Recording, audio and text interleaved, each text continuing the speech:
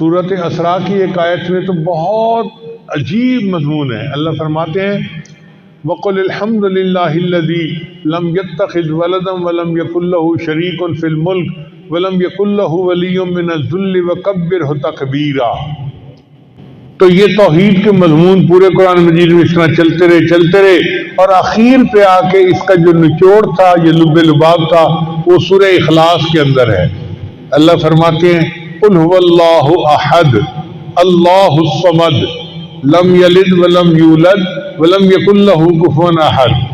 اب سورہ اخلاص کی تفسیر سمجھنے کے لیے میں چند الفاظ آج آپ کو جو ہے نا وہ پیش کر دیتا ہوں. مضمون ذہن میں رکھیں گے تو آپ کو سورہ اخلاص کا مضمون پورا ہر وقت ذہن میں رہے گا. قُلْ هُوَ اللَّهُ أَحَدٌ، آپ کہہ دیجئے کہ اللہ ایک ہے. احد کہتے ہیں وہ ایک جس جیسا کوئی دوسرا ہو ہی نہیں سکتا. اللہ نے اپنے آپ کو احد کہا، ایسا ایک جس جیسا کوئی دوسرا ہے ہی نہیں. سورہ کہف کے آخر پہ بھی اللہ نے یہی پیغام دیا. من کان یرجو لقاء ربہ فلیعمل عملا صالحا ولا یشرک بعبادۃ ربہ احدا. اللہ کی عبادت میں کسی ایک کو شریک نہ بنائے. تو اللہ احد ہے. احد کا کیا مطلب؟ وہ ایک جس جیسا کوئی دوسرا ہو ہی نہیں سکتا. یہ احد کا لفظ بڑا خاص ہے. پھر آگے فرمایا اللہ الصمد، اللہ نرادھار ہے. نرادھار کا کیا مطلب؟ کہ ساری مخلوق اللہ کی محتاج ہے، اللہ کسی کا محتاج نہیں ہے. اب یہ بات اپنی جگہ حقیقت ہے، ہم سب اللہ کے محتاج ہیں، اللہ کسی کا محتاج نہیں ہے. تو یہ دو آیتیں ہوئی. سمجھنے کے لیے اس کو یوں سمجھ لیجئے کہ پہلی آیت میں توحید وجودی ہے. یہ توحید وجودی صوفیاء والی نہیں ہے، بلکہ لفظ استعمال کیا جا رہا ہے اپنے سمجھنے کے لیے. قُلْ هُوَ اللَّهُ أَحَدٌ، یہ وجود کے بارے میں ہے کہ اللہ ایک ہے، اس جیسا کوئی ہے ہی نہیں. یہ توحید وجودی ہوئی. پھر اللہ الصمد، سب اللہ کے محتاج ہیں، اللہ کسی کا محتاج نہیں ہے. یہ توحید شہودی ہوئی. صوفیاء والی توحید شہودی نہیں.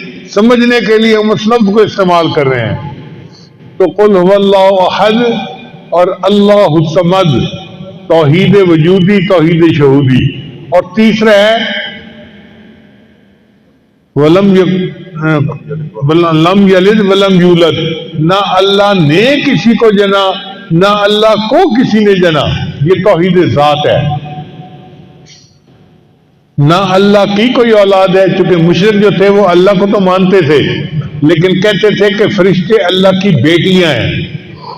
عیسائی اللہ کو مانتے ہیں لیکن عیسیٰ علیہ السلام کو اللہ کا بیٹا مانتے ہیں، بی بی مریم کو اللہ کی بیوی مانتے ہیں. ہم کہتے ہیں نہیں، لم یلد ولم یولد، نہ اس نے کسی کو جنا نہ اس کو کسی نے جنا. اس کو توحید ذات کہتے ہیں. ایک ہی ہے اللہ. قل هو اللہ احد اللہ الصمد، توحید وجودی، توحید شہودی. اور تیسری جو ہے وہ ہے توحید ذات. اور چوتھا ہے ولم یکن لہ کفوا احد، اور اس کا کوئی کفو بھی نہیں ہے، ہمسر بھی نہیں ہے. صفات میں اس کی کوئی اس جیسی صفات رکھنے والا ہے ہی نہیں. یہ توحید صفات ہوئی. تو چار لفظ یاد رکھیں. پوری سورہ اخلاص کا مضمون آپ کو ہر وقت ذہن میں رہے گا. قل هو اللہ احد، توحید وجودی. اللہ الصمد، توحید شہودی. لم یلد ولم یولد، توحید ذات.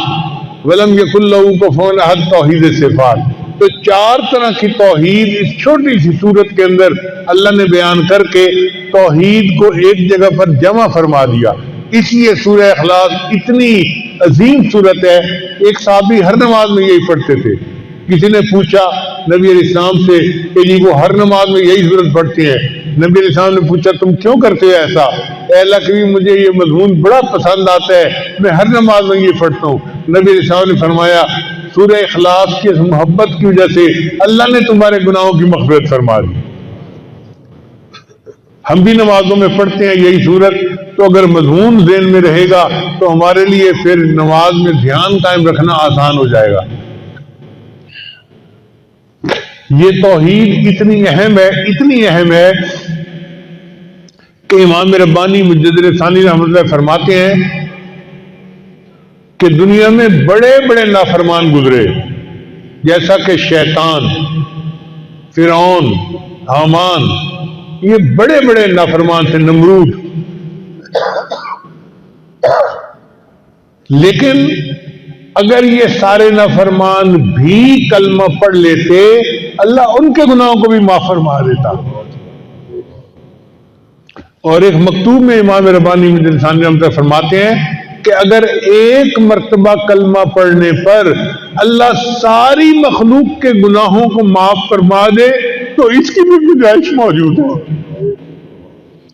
بہت عجیب بات کہی ہے. اگر ایک مرتبہ کلمہ پڑھنے پر اللہ ساری مخلوق کے تمام گناہوں کو معاف فرما دے تو اس کی بھی گنجائش موجود ہے.